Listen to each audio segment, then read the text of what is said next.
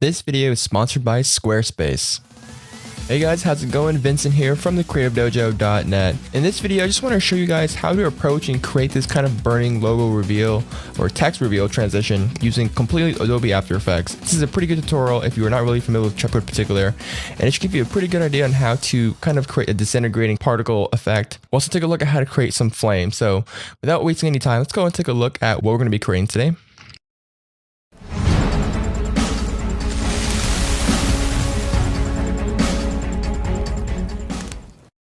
So as you can see, this is a pretty interesting effect here. We kind of have this nice kind of dark glowy environment. We have some pseudo 3D text, which is created in After Effects.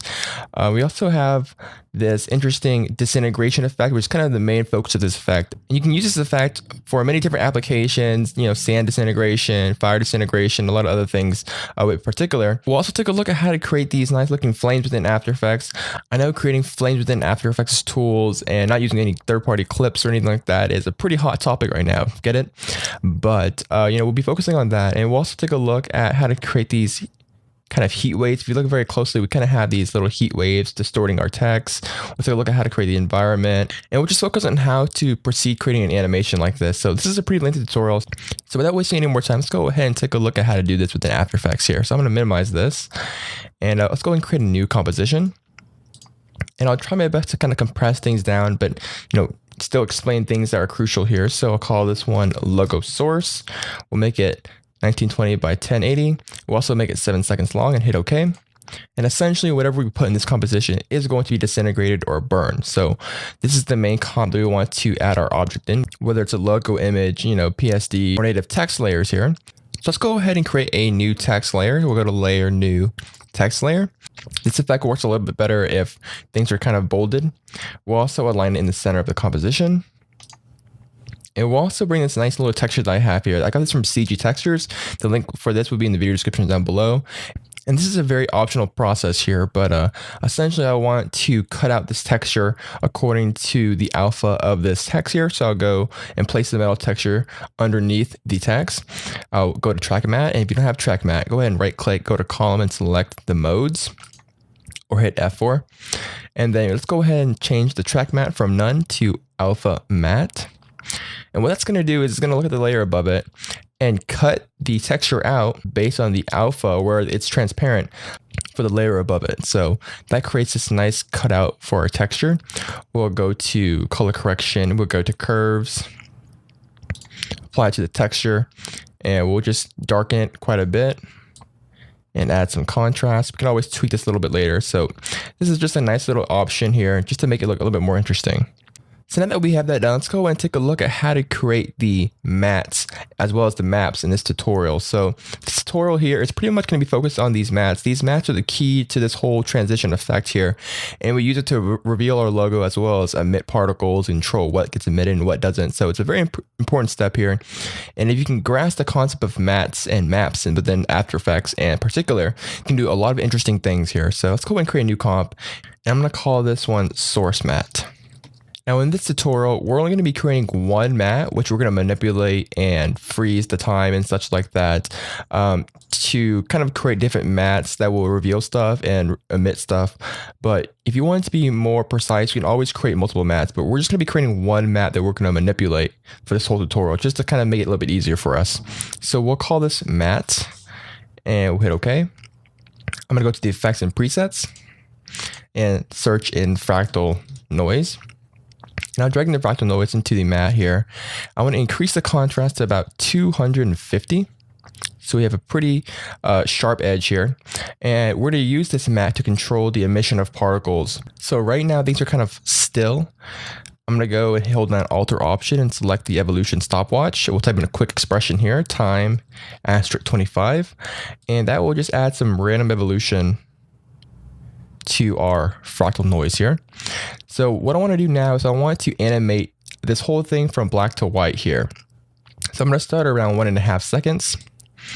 I will hit a keyframe for the brightness, and then I want to go ahead and decrease the brightness all the way down to the point where this whole thing is pretty much pitch black. So for me, that's looking like 150. I'll move about to the 4 second mark here.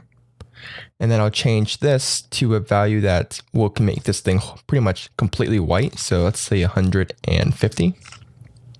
So what we have now is a simple transition from black to white. And we'll be using these kind of white values here to cut out our text and emit particles here. So this will make more sense once I actually do it here. So let's go ahead and create a new comp again, and we'll call this emitter mat.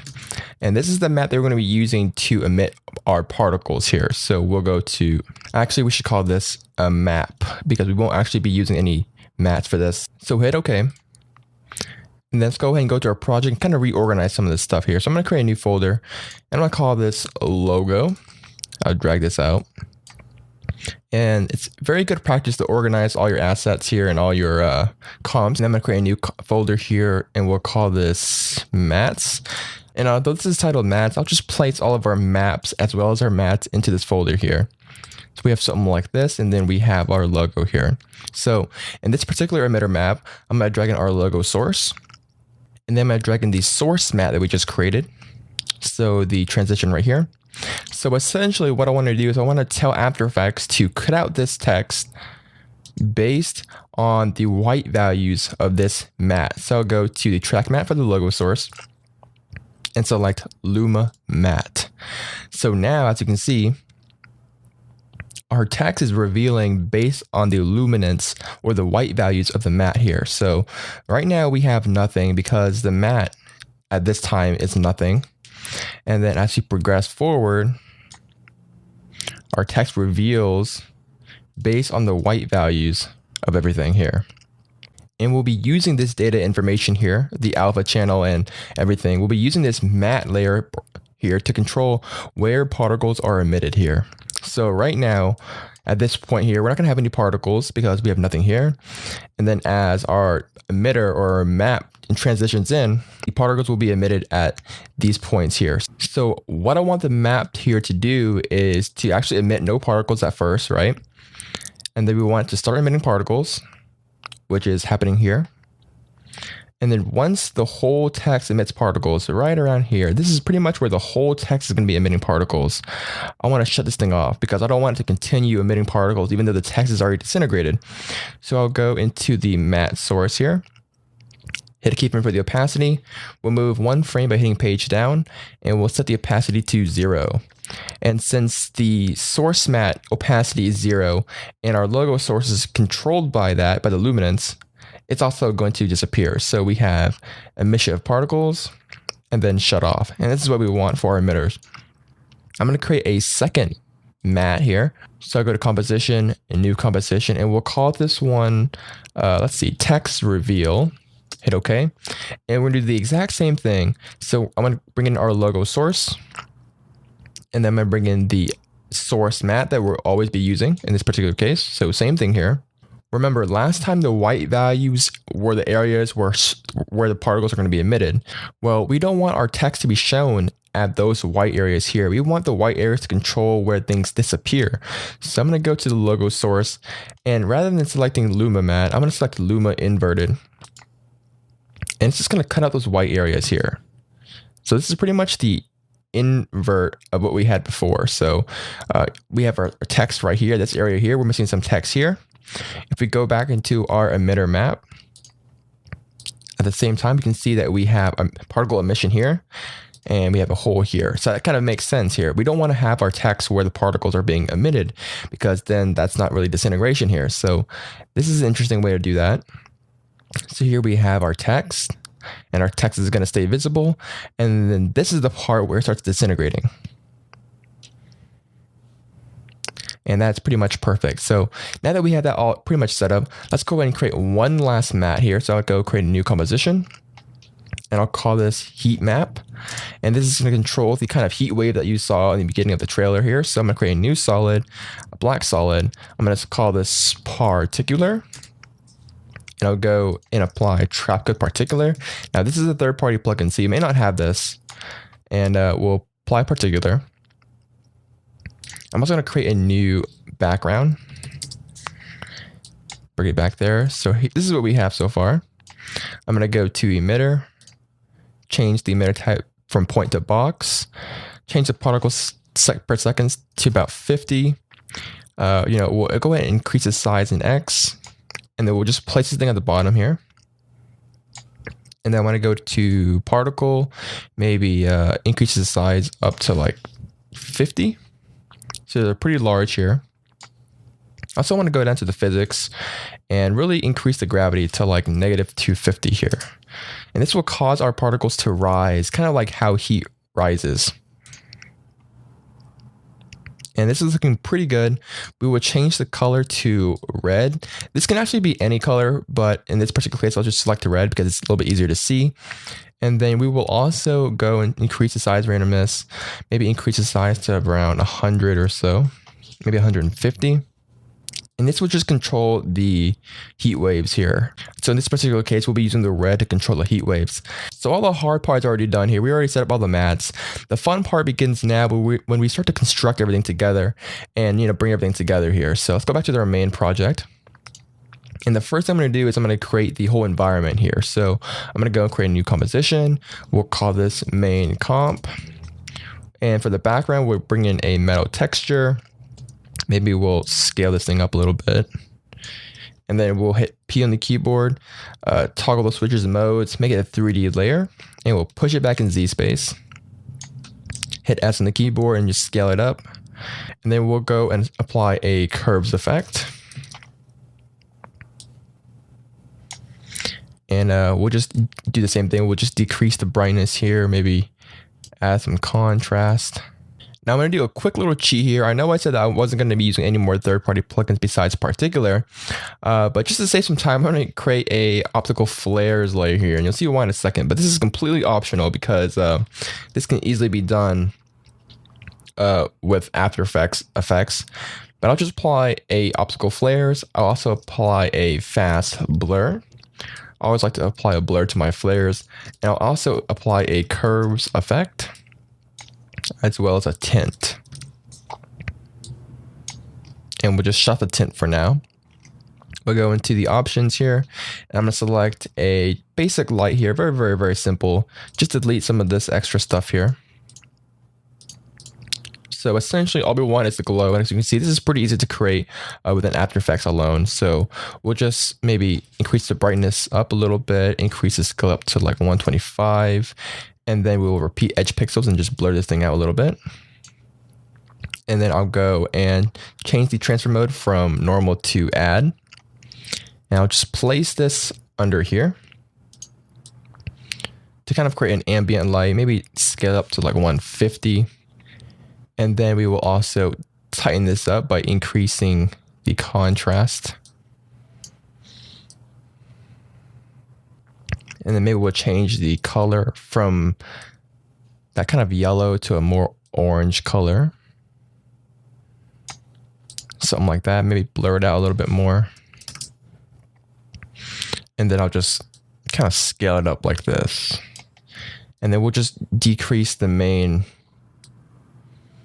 background a little bit. Maybe decrease the brightness. Maybe something like that. Maybe 100 is fine. So something like that, something very ambient, something very basic.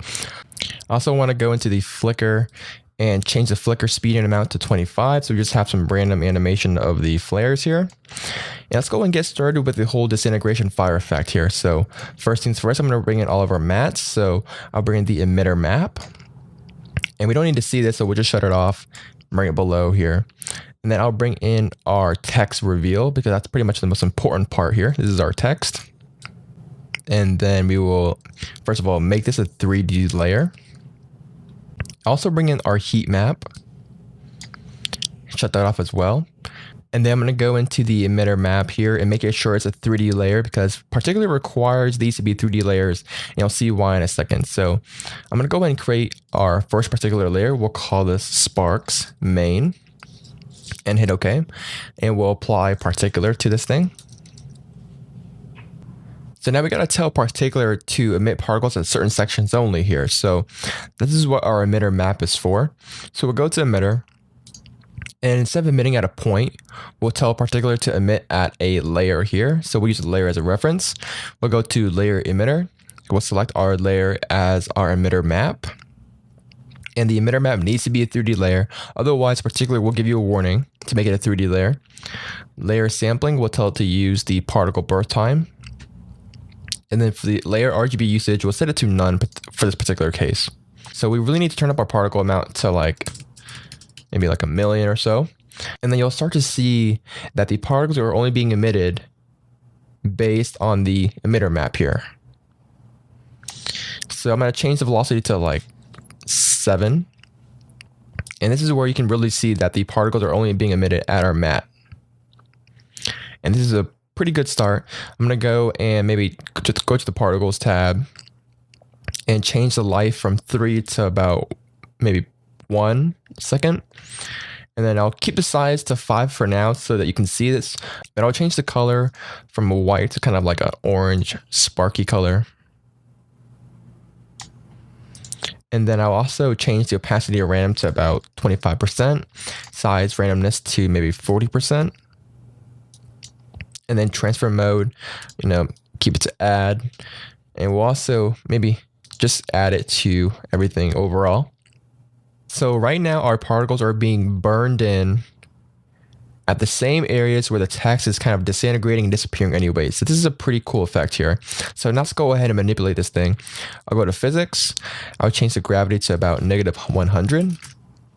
And that will just kind of raise everything.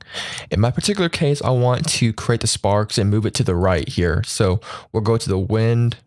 We'll change the wind direction to maybe 175. That will just push everything to the right. And then I also maybe want to increase the wind to maybe about -95 or something. And then maybe Z, maybe -50, just to add some variation in the Z. So we kind of get this interesting disintegration effect here. So I think that we can adjust this, maybe the wind to 250. So we have this nice burning effect here. So now I'm going to change the size to about maybe 1.5 will be okay. So it's very, very small. I don't know if you can see this or not. So maybe just set it to 2. But essentially we want to make it very, very small. We want to turn on motion blur for this layer. And that will be the key to kind of smoothing this all out here. And then I want to apply a glow. So the glow is going to be the key feature to kind of making this thing look like fire. So we'll apply glow and maybe adjust the threshold and the intensity. And I'll add another glow. And this will be the main glow here. And you want to adjust the threshold so that you get the kind of shading or color that you want. Depending on the threshold, you may get a hotter color or a cooler yellow color. So just adjust everything here to kind of just match what you're going for. And this is pretty much all experimentation. This is why this is kind of the fun area here. So this is what we have so far. Just kind of sparks flying across. And I think we can do away with some of the particles. So we'll just divide by 2. And that's what we got here. And I kind of want the particles to stop emitting a little sooner. So as you can see, we emit, our text disappears right around this time here. So this is where I want the particles to stop emitting. So we'll go back into our emitter map here. So around 308. So 308, I'll just shut the particles off around this point here. So right here, that's when it stops. We'll go back here into our main comp, and as you can see, it stops right around there. Now, lastly, this thing's looking a little bit too smooth. There's no turbulence. There's no kind of that nice twirling effect within our particles. So we'll go into the turbulence field right here. And this is what this is for. So we'll change the effect position to around 250. And that will really just mess this thing up and give it more of that turbulent kind of flamey look. And we'll change the evolution speed to around 20. So what we have now is this kind of nice twirling effect and this kind of fire movement going on. And if we enable motion blur for the whole composition, you can kind of see what that looks like. Kind of sparky here. We'll just tweak the threshold for a more burning color.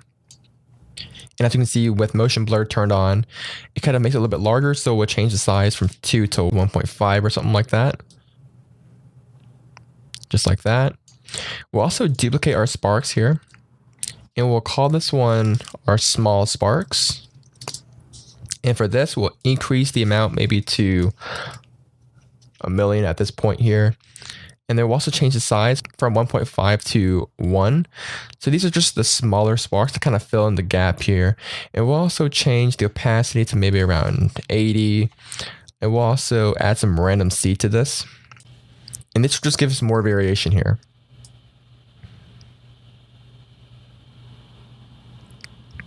So that's looking pretty good.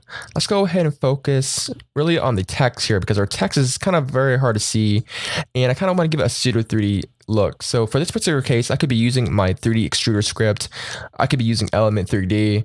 But in this case, I think that it's okay to just kind of cheat it a little bit because we're kind of on a tight turnaround time. So what I'm going to do is I'm going to go ahead and duplicate the text reveal here. So the second copy. I'll apply a curves effect to this second copy. It will decrease the brightness a little bit. And I'll call this extrusion. And I'll go ahead and duplicate this thing. Actually, let's go ahead and just parent this to our main text here. So we'll right click, go to column, and make sure that parent is selected. And we'll just pick up the extrusion to our text reveal so that they're kind of linked together. And then we will go ahead and hit P on the keyboard, change this to like 1. So push it back in Z-space by 1 pixel. We'll duplicate the extrusion maybe 5 to 10 times here, depending on what you're going for. Bring it down, hit P on the keyboard, and we'll change the extrusion 7 to 2, 3, 4, 5, 6, and 7. And that would just kind of create a pseudo extrusion here. So maybe we can change this to like 5, 10, 15. So the increments kind of depend on how many copies you have here. And this is kind of how the extruder script is created as well. It just kind of automates this process. So what you have here is a stack of 3D text that kind of gives you that 3D look. So for the top here, I want to go ahead and apply a bevel alpha. And that will just help us differentiate from the extrusion and the actual main text. So we'll set the light angle to 0. We'll set the edge thickness to maybe like 1.5. We'll set the light color to this nice orange color. So now we have this pseudo 3D text. Let's go ahead and animate our camera real quick. And this is just going to be a basic zoom in kind of camera transition. Call this camera. Maybe we should just scale up our background here. Just scale it up like this. And then we'll start at the beginning. And, we'll hit a keyframe for the position. And we'll move to around the 5-second mark. And we'll just push this in. Maybe something like that. Now, as you can see, we have our nice sparks. Let's go ahead and work on our flames here. So I'm going to go ahead and select the main sparks, duplicate it, and I will call this the flames. I will drag that underneath the sparks, and I'll go into particular. We'll change the size to around 5 to be a little bit bigger. And I will just temporarily shut off the glows for now. So let's just work on the flames here. I'm going to solo it. Turn off transparency, and I'll go to the effects and presets and type in vector blur. We'll drag in 2 copies of this blur. So we'll drag in the first copy here, and we'll drag in the second copy, and make sure that they are above the glows here. We want it to glow afterwards. So the first one will be set to natural. The second vector blur will be set to the perpendicular type here. So I'm going to increase the amount, and this is pretty much just pure experimentation here. So increase the amount, maybe increase and play with the smoothness to get kind of a flamey look, very smooth look. As best you can. And then play around with the perpendicular one. This will really smooth things out for you. Something like this. We'll add it back into our scene. You can't see it too well, but we turn in our first glow. Now you can really start to see the flames here. And we'll just play around with the threshold. I want it to be kind of a really hot red. Turn on our second glow and play around with the threshold. You want to get some variations of kind of this hot orange red as well as these nice kind of yellow highlights. increase the radius, maybe decrease the intensity to 0.7 or so. And we kind of have our flames. You can work more on this, but I think this should kind of give you a basic idea on how to create the flames. And for this, maybe we want fewer particles. So maybe we'll just divide this by 2. And maybe we can increase the size from 5 to like 10. So we kind of have this more intense, maybe 8 will do. So we get this nice fiery disintegration effect. And just for variation's sake, maybe we want this flame to be a little bit different. Maybe we want to change the Win in Z to maybe negative 110. Maybe the X to 275. Maybe the Win in Z to negative 60. You know, just add some variations to the flames here. Something like this. And this is looking pretty good. Of course, you can fine tune this a little bit later. Now, as you can see, our text is being disintegrated, but it's looking kind of flat. There's no like initial burn or anything like that. So what I want to do is I want to use the same emitter map here. So let's drag it in an emitter map. Remember, this was the area that we wanted to kind of emit particles. So in that area, we can, let's just solo it right now. This is what we have. I'm going to go to the effects and presets, type in fill, and we'll just drag a fill into the emitter map, and we'll just fill it with a nice kind of orange color. And this is going to be the initial burn. We're going to overlay this on top of our text here. So drag it above our text reveal, and we'll just solo it. And we'll make sure that it's a 3D layer as well. We need this to be a 3D layer. So right now you kind of see what we're going after here. We're kind of creating this kind of a lava grungy area here where the text is starting to burn. Now, obviously, we don't want this to stay on forever. So we'll change the opacity of these things. So hit T. We'll move forward just so that we get a little bit of burning here. Hit opacity keyframe. And then we want it to kind of die off. So right before it cuts off, because remember the original composition cuts off eventually, we'll set it to 0 at this point. So it kind of just burns on and then starts to fade off. And we can tweak this later. So we'll go in here, go back into the main comp. And as you can see, it starts to kind of burn on initially. And then it starts to emit particles. And then the kind of burn in disappears. Maybe we want it to disappear a little bit sooner than that. And, you know, we'll just easy these keyframes here. So hit F9. So as you can see, we get this pretty nice burning effect on our text. I'm going to go ahead and add a glow to this burning area here. We'll just tweak around with the threshold. And then maybe increase the radius a little bit. So we get this really nice heated part of the text. Finally, I'm going to be adding the kind of heat distortion or heat waves that you see when, you know, it's a very, very hot day outside. And this part's actually very easy because we already have our map. So we'll go into the layer, we'll create a new adjustment layer, and we'll call this one heat waves. And we'll go to effect. Actually, we'll just search it here. We'll go and find displacement map, drag it into our heat waves adjustment layer. We'll set the vertical displacement to 0. And we'll go and select our displacement map layer to be our heat map. Remember, that was the kind of red particle map that we created. And we'll change the size from 5 to maybe like 1.5. And we'll be selecting the red channel. If you use green particles, use green. If you use blue particles, use blue. In this case, we'll just use red. And if we just kind of scrub through this, we can kind of see that we're getting some kind of like heat distortion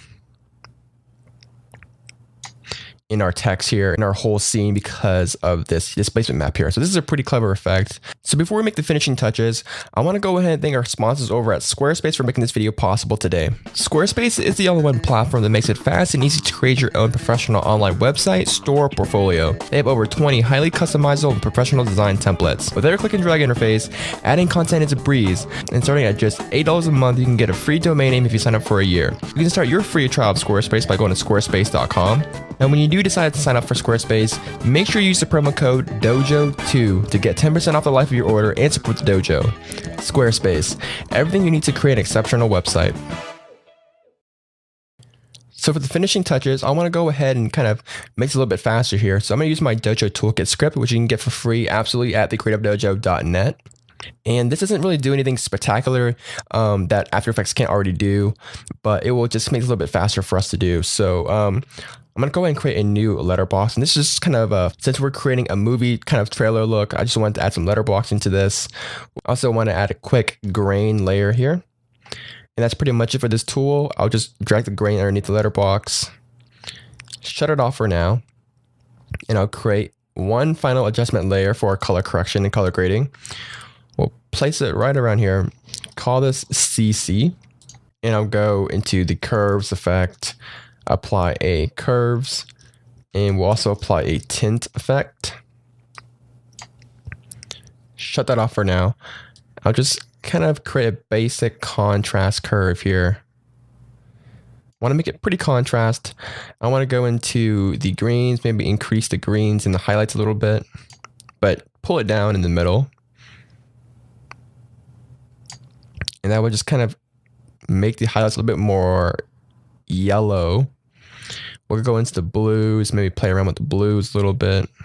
And then we'll increase the tint to around maybe 10%. So we have something like this. Very intense kind of look here. Now, quick tip, our text is kind of looking okay. We have a nice kind of texture to it. But really quickly, if you select your text here, the text reveal at the very top of the text. Actually, we should have done this for pretty much all the extrusion copies.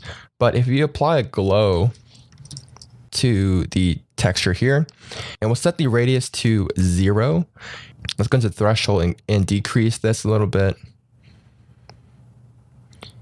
And you can kind of see what's happening here. We're kind of creating a kind of inner burn within our text. Maybe we can increase the intensity or decrease the intensity to like 0.5. And that's kind of just gives it a nice kind of burning effect on top of it. And we can duplicate this and then increase the radius on this to maybe 32. Increase or play around with the threshold here. And then intensity to, we'll just leave it at that.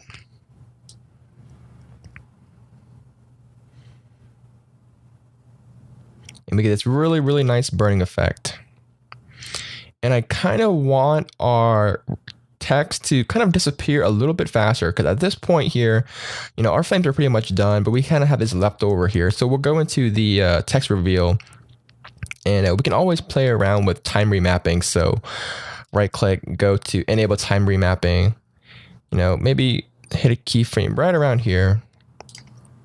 And we'll just speed this up a little bit. Hit a keyframe here. We'll just put this place in time. We'll make it occur faster. So this is a normal speed and then fast forward right around here. And that should get rid of any lingering bits and pieces. Lastly, maybe I can add a curves effect to this text layer at the very front. It's kind of a little bit too dark. Maybe we'll just increase it a little bit. Maybe something like this. This is pretty cool. And just like that, we have a very, very nice little animation with our flames going on. Now, as you can see, our burn layer, we forgot to set to add. So that kind of initial burn right here that we created, make sure that's set to a blending mode, maybe like add or, some other type of blending mode. But make sure it's set to a blending mode so we get this really, really nice blend of those. I'm just going to rearrange my workspace here, and I'm going to go ahead and create just a few more atmospheric kind of elements to kind of enhance the scene. We'll create a smoke particular layer here. I'll call this particular, drag in particular, and we'll just solo it for a faster workflow. We will go to box. We will set this to maybe around 50.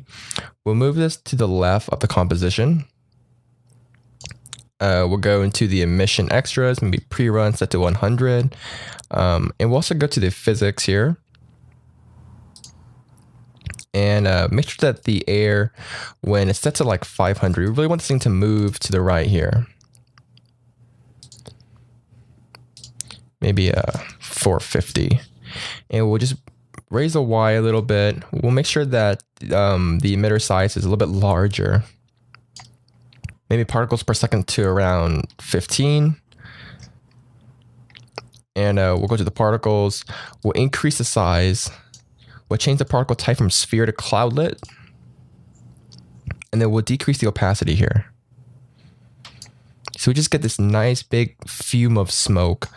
And we'll set the life to around 5. One thing that I noticed is that I didn't play around with the opacity or size over time here. So make sure that, you know, your particles kind of fade off when they die. Smooth that out. So it kind of just fades out. We'll unsolo it and we'll apply it underneath our flames. And this we want to be kind of like a dark orange color, kind of this dark, kind of smoky feel to it. Something like that. You can see it more in the RAM preview, but we kind of get this atmospheric smoke right around here. Maybe we can decrease the opacity to maybe like 0.8. Just some atmospheric smoke.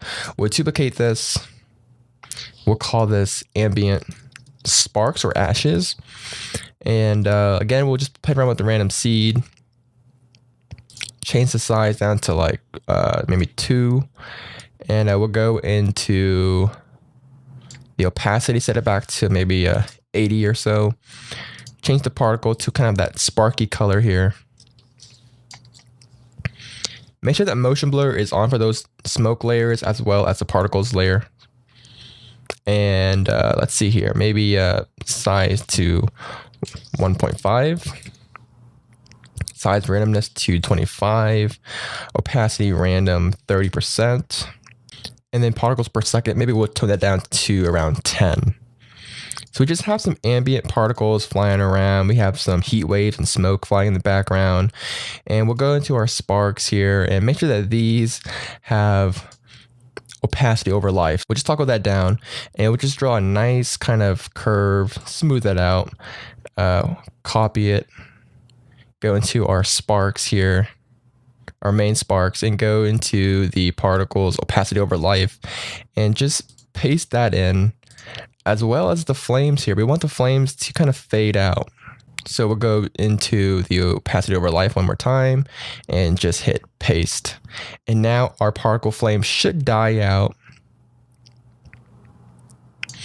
And I know for sure that the flame should die out a little bit sooner. So we'll set the flame life to maybe 2.75.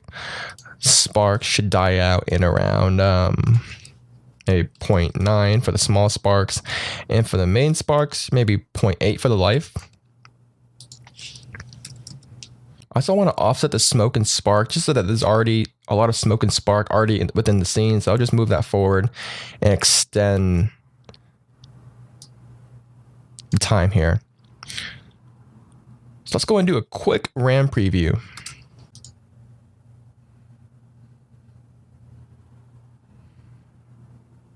So just like that, we created a really, really interesting and nice dynamic transition here. We have our sparks, we have our flames, we have our disintegration effect, we have a nice ambient background, and this is achieved pretty painlessly if you do it correctly. And remember that you can always change the timing of things and change how much particles are being emitted as well as when they're emitted and what areas they're emitted just by using maps here. So by using maps in conjunction with particular, you can get some pretty interesting and really, really nice fine control over where the particles are being emitted and such. So it's a very, very handy tip to know. Really, really practice using mats and maps within After Effects in particular. They're very, very, very powerful. Also, the flames could be using a little bit more tweaking in terms of the physics and the glow. But again, the secret to this is the glow and the color correction. You can play around with that yourselves. But essentially, this is how you create this kind of burning title transition. And just remember that anything that you type in the logo source, anything that's in this particular composition will be right here being disintegrated. Everything's procedural, everything's automatic. All you got to do is just change the logo source composition in the contents of it. So this is pretty much how you create this scene. Remember to read the articles at thecreativedojo.net. There'll be more tips in the article down below. So that's pretty much it, guys. Hopefully you guys enjoyed this tutorial. My name is Vincent Nguyen from thecreativedojo.net, and I'll see you guys next time.